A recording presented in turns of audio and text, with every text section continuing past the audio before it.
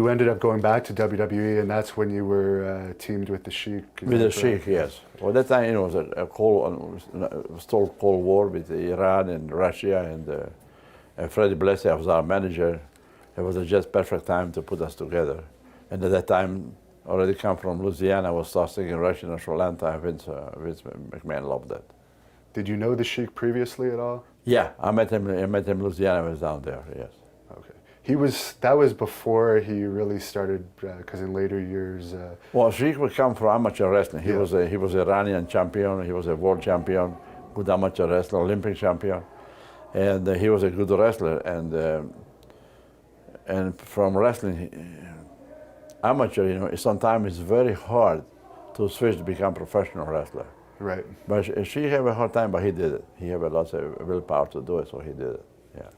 Is there anyone that you were particularly close with in WWE in the 80s when you were, like, is there anyone you would travel with regularly? Well, I would travel with Iron Sheik because he was tag team champions, Usually tag team champions travel together most of the time, Okay. Yeah. And that was before that he really went off the deep end. Do you think some of these interviews that he's done on YouTube and so forth, do you think that they are more for show? Oh, yeah, sure, yeah. Everything's a show. He's not really going around like that in public? No, my God, no. No. Yeah, so when you were driving with him? He's a good-hearted guy. I'll give you an example. Sometime after the match, especially in California, we have a short time to catch, they call it shut-eye, a night flight to New York. And we was rushing, and we come to the airport, and people stop for autographs, especially kids. And I would say, sorry, son, I have no time, I'm going to miss my flight. Very nice and polite. She would say, oh, Nicola, you stupid son of a bitch. And I said, always have to sign for the kids. He would stop, open up his bag, and get a picture outside for the kids. A couple times we missed the plane because of that. Oh, really? He was that dedicated to he was that dedicated. He was a good-hearted guy, but... Did you like his movie that came out recently? I did a couple talking parts, I believe I have it, yeah. I didn't see it yet, to be honest with you, but a couple people told me it's pretty good. Very good. When this division of that tag team happened, was that because of the Iron Sheik arrest with Jim Duggan, or? Yeah, that was a bad part, yeah. Me and Sheik was completely different. He liked to party. Right. So I did not. So you weren't going out with him after the shows? No, never, yeah. I've never been in a bar in my life to buy myself a drink, and I'm proud of it. Were you upset about that whole situation? Oh yes, it was very, very upsetting because both guys was good guys, Sheik, but when you do drugs, your brain don't work. You burn the brain cells, and they cannot be replaced. Right. All right. And you do stuff you would never do when you are sober. What I mean? And I guess the other bad part about that was the breaking of the kayfabe, which was important at the time. Well, at the time, yeah. That's what became kind of the entertainment. And just back to the British Bulldogs for a minute, you probably worked them a lot when you were heels too. Did you like your matches with them? Yeah, I like my matches with them. And they obviously treated you respectfully. Oh yes, yeah. So you never they didn't like Sheik didn't like them. No. Yeah. But in the ring, we was professional. Sheik didn't like Billy Robinson either, right? That's a guy Sheik didn't like, yeah. The worst thing about that whole arrest with me and the Iron Sheik is that folks think me and the Sheik are friends. And we're not friends. I gave the guy a ride one day, and long story short, I had some marijuana under my seat and we were drinking beers. And the trooper pulled us over, and it was in the 80s, I wasn't drunk, I was just sipping on a beer, so I was surprised I got pulled over. He's like, you can't do that. I'm like, in New Jersey. I'm like, I live in Louisiana, I'm sorry. So I got to give you a ticket for that. And he said, well, he spelled the marijuana. He says, you got any marijuana? Or he said, you got anything else you want to tell me about? And I figured, well, he's going to search the car anyway. I said, yes, sir, I got a small amount of marijuana under my seat, and of course, boom, he hooked me right up and locked me up, put the cuffs on me. Then he pulled the Sheik out of the car, and the Sheik had 3 grams of cocaine. So it was a huge arrest. Sheik had to go in front of a judge and everything, but we still made the show that night. And after the show, we went home, and I called my wife. I said, to the hotel, I said, we got arrested, but I don't think anybody knows. She calls me the next day. She goes, everybody knows. So my first call to was my dad, God bless him, and he, chewed me out a little bit, but my family really rallied behind me. And my second call was to Vince McMahon, and never before have I gotten through so quickly with Vince. And, Vince, I remember verbatim, he goes, "Jim, what have you done to us?" And I said, "Vince, I'm embarrassed and ashamed, and whatever you do, I understand." And he says, "Well, turn in your tickets and go home," because we used to have a big stack of airplane tickets. And he canned me. It looked like it was the end of my career at WWF or E at that time. And my buddy Jake, the Snake, tried to schmooze it over, but he called me, he says, "You're screwed." And so I was like, well, that's when I called Dusty down at WCW. I set a meeting up to go down and see Dusty, and before I got there, WWE called me back up and said, "Just lay low, we're going to bring you home, or bring you back." But I never regained the big push I was getting. They always kept me kind of strong, but they never put the heavy gas on me. So it was really hamstringed my career. Do you think you may have had like an Ultimate Warrior style push if that incident hadn't occurred? Well, I don't know about Ultimate Warrior style push, but I think they were kind of grooming me for a championship for a while. Who knows which one, but especially in the beginning when I first came up, the people were with me. WrestleMania 3, I had a big part in it. I mean, I actually went from the penthouse to the shithouse on one deal, and I was lucky to survive that arrest. I think that would have killed a lot of guys' careers. Sheik, I see him periodically. Sheik is Sheik, but he's only the Sheik like you guys see him when the light is on the camera. He's not that way with me or when the camera's not around. Now, sure, he's going to drink his beers and he's going to smoke. Unbelievable, the green gimmick, the white gimmick, A to Z, Daddy. He's going to have it, but he's a great guy. He's a great guy, great old timer. He's in bad shape and they can hardly get around. Somebody said, "I don't want to book Sheik. He's kind of goofy and he does all this nutty stuff." I said, "At least you don't have to worry about him leaving the building." I said, "Why is?" They said, "Why is that?" I said, "Well, he's in a wheelchair, so he can't go anywhere. And if you put the lock on it, he wouldn't know how to unlock it." So,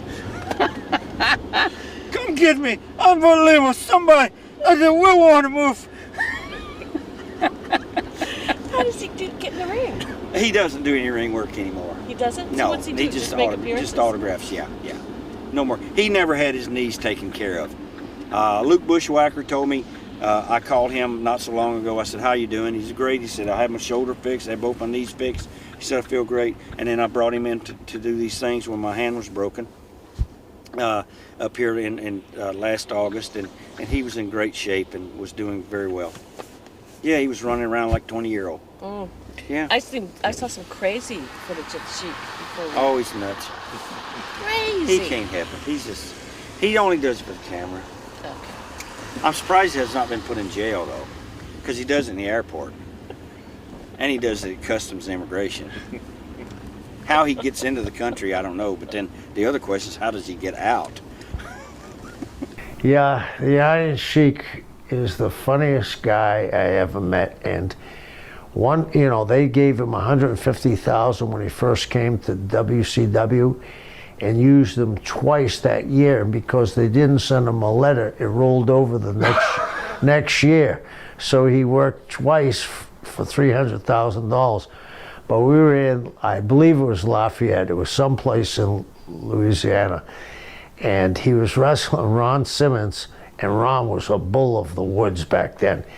And he had driven the Sheik out of the ring, and they fought a little bit around the ring.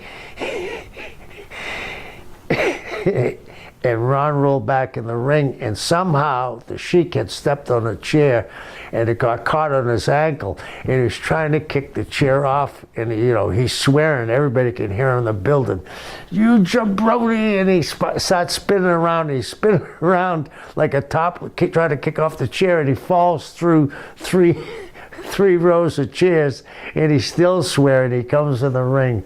Oh, he's a trip. I love him to death. I just saw him lately. Wonderful guy. The Iron Sheik. The Iron Sheik played a very important role in Vince Jr.'s success. And I know the Iron Sheik maybe had some problems with that but he made the right decisions. And I know he checked on those decisions and thought about them for a long time. I'm saying, you did the right thing, Iron Sheik. Thank you, Mr. Rockland. I have a lot of respect for you. So what happened was, but so Des Moines and I were going there, and the way we used to work it, or I did, or us, so you always got your girls, they're your regulars. Remember we talked about earlier, we don't like to call, I don't like to call them rats, don't groupies, even though groupies is better than rats, but you don't want to call them, why put them down? Jake the Snake said we call our fans marks. We're the ones working our ass off to make them enjoy themselves, then we call them marks. Man, so why do you want to put your girls down? But so anyway, this particular night, you always got your regulars, and a true player knows how to play. You put your girls, you keep them separated. You get in the club, you keep them far apart as you can, and you make your rounds. You keep going back and check. Okay, I'll be right back. I'll get a drink over here. I'll be right back. And this particular night, and those girls wisen up. Sometimes they like I know he's going to play around. I got to keep his attention. I got to bring a girl with me that he might like. That way he'll stay around me to get with my girl. You heard me? That happens. It happened a lot, actually. And so Des Moines, we were in there in the club, and Sheik was like, I had my regular girl, and she was pretty good, man. She was pretty good. It wasn't like it was, a dog sin, but it was. But I told Sheik, like, hey bro, watch it. You keep an eye on her. He knew what the game was. He knew what up. So, and he said, "Oh, Mati, of course, Mati, you don't have to ask me twice." And because I saw a new girl, I went to the bar, talked to her. An hour or so later, accidentally, I don't know what happened, but accidentally back in the room with that new girl, enjoying life. And then there's a knock on my door. I'm thinking, like, who could this be? Why you messing me up? Stop, this girl. I'm gonna be with this girl. Open the door, look at the peephole first, and see like cop hats. And I'm thinking, which one of the boys thinks this is funny? He's ripping me where it's real cops, and they're like, where's the Sheik? What's his name? Khosrow? Well, they actually said his name, and I'm like, and I knew it, and I was like, who you talking? You know who we're talking about. We're very aware of you, Marty Jannetty, and you're friends with goes by the Iron Sheik. And I'm like, well, I have no clue where he is. What am I supposed to know? They're like, well, we're looking for him. If you find him, you let him know. Okay. But once I shut the door and waited, I'm thinking like, then I remember like, I left him with that girl downstairs in the club. What's going on? What the hell? And I actually knew where his room was. It was right down the hall. And I waited for the police. Opened the door. I told the girl, I'll be right back. And I go down there. In this hotel, they had a big picture window in the front lobby part. In this wing, where I'm coming from, I look out there. There's blue lights. There's red lights spinning, and I see the girl that I left it with on a gurney. They're pushing her to the ambulance, and I'm like, and the Sheik's door's like two more doors right here. Sheik, and he cracks it like this. He goes, "Huh, Mati, what's going on?" I'm like, bro, what the hell was going on? You got let me in. I gotta talk to you. Okay, Mati, please come in, calm down.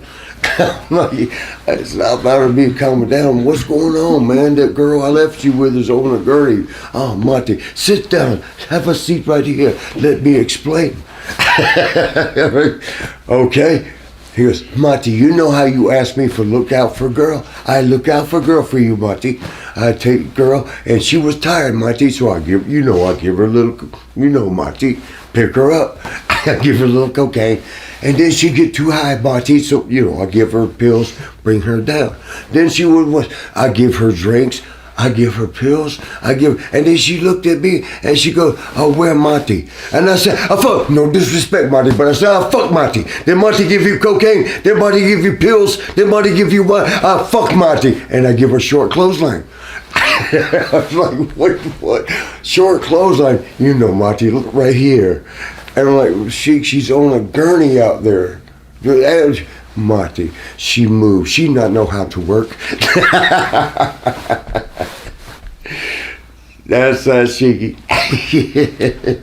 Yeah, I've always liked Sheiky baby, and he's always funny, just from times he's fallen out of the ring and getting his boots with the hook. He'd get the tip of his boots caught in the ring. It would be so funny, he loved to do that spot. And the thing about Sheik and Volkov, just while we're on the subject, and I'll tell you, they could get such great heat, and especially when Slick was their manager. I mean, they would get such great heat.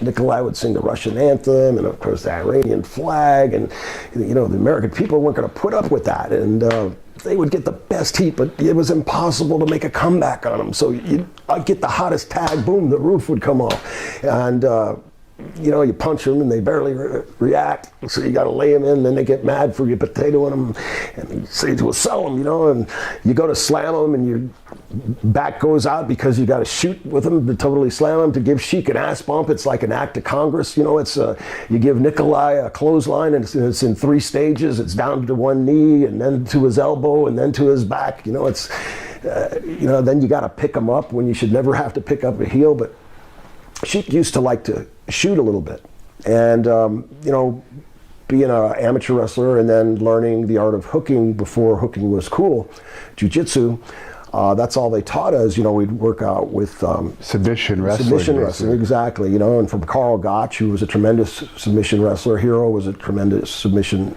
wrestler, Gordon Nelson, all these guys, Jack Briscoe, Bob Backlund, all these guys would come down, and I work with them every day in submission. Jody Simon started coming down a little bit, and some of because Carl would train Jody constantly, they would work out together, and so Carl would bring Jody. There used to be some heat there, but that kind of with the Grahams, and since the Malenkos ran what at that time they called Outlaw, it was just opposition to the Florida territory, so there was some heat there. But anyway, Jody finally, he was always a gentleman, still is, as well as his brother Dean. But when you start training with these guys day in and day out, and you start learning that as an amateur wrestler, you have to be careful when you're wrestling somebody that knows how to hook, because if you tight waist them, they're going to double wrist lock you. Every time you grab them somewhere, there's like a counter in submission. So I learned submission, and so Sheik used to like to wrestle and shoot a little bit at the beginning. We'd wrestle, do sit-ups, we'd grab a shoot hold once in a while, and so we'd tap if it started to hurt, or something like that, but Sheik would brag that nobody could outshoot him, and in Hershey, Pennsylvania, he shot on me, and with a front face lock, and I double wrist locked him, and he started going, God dang, you son of a bitch, you son of a bitch, let go. And he's tapping my let go. And Nikolai goes, he's laughing, okay, Sheiky, you can't be beat. I gotta get a picture of this. Look, he's telling people to take the picture. Look, the Sheik's giving up. And so I think because he got embarrassed in Hershey, that it just went to his head, I don't know, Sheik started drinking and doing so many drugs towards the end there that he just got, I don't know, just a little weirded out, I guess. But that bothered him. And after that, he started cutting all these promos on me, and I knew he was mad at me, kind of, at that point. But I thought it was water under the bridge. And he just perpetuated it to, you go to the internet now and they've got all these cartoons with the Sheik and I, and it's funny, but that's what started the whole thing. And really, that's too bad, because Sheik was a tremendous athlete. He used to get Paul Orndorff had a bowling alley in Fayetteville, Georgia, and the Sheik lives there. I think he still lives there. Well, I don't know where he lives actually. That's where him and Carol lived. And Sheik used to go to the bowling alley and get a case of Heineken, and have his wrestling trunks on and do jump squats and push-ups and jump squats and push-ups and drink Heineken in Paul's bowling alley parking lot. And some of the bowlers started to complain, and Paul had to tell Sheik not to do that in his bowling alley anymore. And Sheik got a little bent out of shape over that. The Iron Sheik, I had to drive with him. Those were always wild rides, because he liked to smoke pot and drink. Right. He's driving the car, and he was hysterical too, because he'd always wear his gear, just like he'd wear the boots with the toes sticking up. I'd pick him up in the car and say, what he'd be wearing. Yeah. And I'd go to he had a nice house in the suburbs in South Atlanta. His wife was like a banker, 3 good-looking daughters, and he had I'd always have to go pick him up at his house, and he had like a gym in his backyard. But it was funny because the gym would be in the backyard, but he didn't cover the weights or nothing.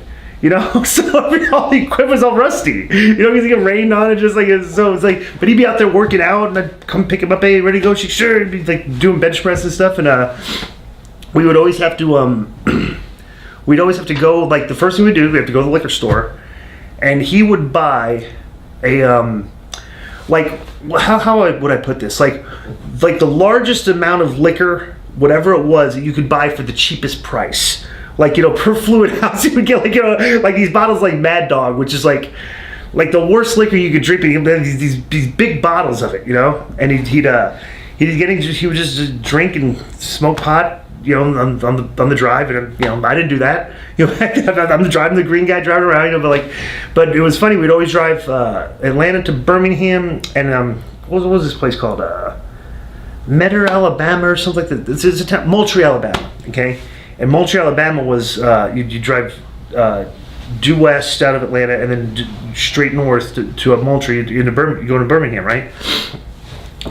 So back then, we would do the drive. I was driving him 6-7 times. I drove with him, same drive. But in between, when you go from Birmingham north towards Moultrie, there would be dry counties in Alabama where they don't serve alcohol, right? So it would be funny. You'd be driving, and there'd be you'd hit the dry county, but you're driving on the highway, and there'd be billboards kind of like Vegas lit up, beer 5 miles, hey, they're letting you know alcohol's in the next exit stuff. So when I used to go, with the Sheik after the show, it was a routine, right? We'd leave the show, and the show was in a dry county. So when we leave the show, we want to go get beer for the trip home, and we have to drive 6-7 miles down the highway to the next county to get the first exit, get the beer, right? So we'd always, every time we get in the car, first 2 or 3 trips, hey, maybe we get beer after the show, stuff. Maybe we go get some beer. Sure, Sheik, yeah, we'll get beer. And I'd do it, see the sign, 5 miles, 2 miles next exit, pull off and get the beer, right? So it was funny, but there'd be 3 or 4 exits in that county, and it'd be beer off every exit. So I started doing it, he'd do the same thing. Hey, maybe we get beer after the show. It was like a routine, right? Yeah. So I started going next exit, beer 5 miles, beer 2 miles, beer. So I was joking around. I'd be I'd drive right by the exit, right? And he'd be like, what the fuck? Hey, you jabroni! He just start yelling at me. Oh, Sheik, I'm sorry. And he'd be telling me the whole time. Hey, maybe we get beer. I act like I'm stupid. I just drive past and go, gee, Sheik, maybe we'll get down the road. It'll be some, and I'd pull off the next exit, buy a beer. But we did that routine 3 or 4 times in a row. I'd pull the same rib on him. He would fall for it every time, pitch the same fit. I would just pull off the next exit. So he was a trip. When we get in the car, when I would pick him up, he would tell me the Hulk Hogan story. Every time he pick him up. He forgot he'd tell me the previous time. And there would be some trips we'd take. We would go down to like Pensacola and stuff, and I'd be with the Sheik for like 2 days, 2-3 days. And he liked to go. He didn't like to pay for food when we stopped at food. He's the Iron Sheik. I don't pay. Just figured he always had a bag of autographed pictures, or just pictures, and he would just like, hey, here's a picture. Food is free. He thinks like he's leaving an autographed picture for the Sheik, just get everything free. And I'd be like, geez, I'd have to pay for it. I'm not gonna drive away and have the cops come and for like, you know what I'm saying? I was still. I'm still like an educated guy. Like, I got to see Sheik, we can't just leave and not pay. They may call the cops and they see we're driving. So, but he would do that, and he wouldn't want to pay for drinks. He'd always just give people autographed pictures. But the funniest thing is he would always, like, if we were at we were on the beach in Pensacola one time. Because we had a day off. We're down there, and like we had to drive just an hour drive. So we go like, Sheik, want to go to the beach before the show? Sure. So he would be on the beach, with his, the boots and everything. Yeah, walking around the bank and just walking up to people. And this is how he'd do it. Like, this was his routine. He'd have pictures with them. If he saw people recognize him, he would say, hey, I give you a picture, and you give me $1 for. He only wanted $1 back then. That's like he'd have this picture. Hey, maybe give me $1 for charity. That's just what he'd say. So people would like. Just hand him a picture and they'd be all right. Reach in your pocket and give him $1. So the funniest thing is, like, so we go to the beach one day, and the Sheik's got his things up there. There's people walking around like bikinis and bathing suits, and the Sheik's walking up like, hey, give me a picture, then give her $1 for charity. People have on like their bathing suits. They're like, and actually, I have no money. And so the funniest thing was one day. He would always go, give me $1 for charity, or give me $1 for charity. So one day, like, I'll never forget, it was a guy, and 3 kids, family, like husband and wife and stuff. And he goes, hey, did you give picture for charity? Give me $1 for charity. And the guy goes, what charity is this? And Sheik's like, he has this look on his face, like, Oklahoma City bombing. All right, it's like that's what the charity Sheik would say, like, hey, you're giving it to the Oklahoma City bombing charity. Like, he was just keeping the money, of course, So, Jesus. I've read that you were trained by the Iron Sheik. Is there any truth to that? There's a lot of truth to that, as a matter of fact, man. I was working in the Houston wrestling office when I was like, I had to be 16 and 17 years old. Actually, I worked there from the time I was 16 to 20 when I started wrestling. And there was a football player who wanted to learn how to wrestle in Houston because I think somebody told him he could make a lot of money and it wouldn't be so hard as football. And Gary Hart used to come in every Friday morning and go over the matches with Paul Bosch before the show. And then he'd go down and do the show Friday night. Well, the Iron Sheik was in the territory. He was wrestling as Muhammad Farouk. And since this football player wanted to train to be a wrestler, Paul Bosch set it up where Gary would bring the Sheik from Houston, or from Dallas to Houston, and come down in the afternoon, like noon, and the football player and I would go to the Coliseum with the Sheik and work out. The football player only lasted 2 weeks, and Khosrow came down a couple weeks after that. We trained maybe 2 months, Friday afternoon before the shows. And I always kept my gear in my trunk anyway because I wanted to wrestle, and Paul knew I wanted to wrestle, so I was ready for anything, man. But yeah, that's kind of what happened. And after Sheik left the territory, I trained with Nick Kozak and Joe Mercer. So yeah, I trained with the Iron Sheik, man. He stretched the living shit out of me, man, a couple times. Slapped the dog shit out of me and stretched me. Wasn't a whole lot I could do about it, even if I wanted to. What was his personality like in those years outside of the ring? Yeah, well, the Iron Sheik wasn't so crazy then, or maybe he was still crazy, he just didn't show the insanity that he does now, I guess. He was a great guy. He was a pretty serious guy. He was wrestling as Muhammad Farouk back then. He was a great crew, but his personality back then was a lot more serious, and I don't know how far gone he was. I mean, he was a pretty cool guy to me, with the exception of stretching. I don't think I talked to him. He's doing okay, but to be honest with you, I would like him to do much better. Because he was a great athlete, great person, great wrestler, but he partied too much. Thank you for watching the Hannibal TV. Please like this video if you enjoyed it and click the subscribe button to not miss any of our latest shoot interviews, match videos, or news updates. Support us on patreon.com for $1.99 a month to watch our full shoot interviews ad-free and help our channel grow. Follow us on Twitter at the Hannibal TV for instant updates.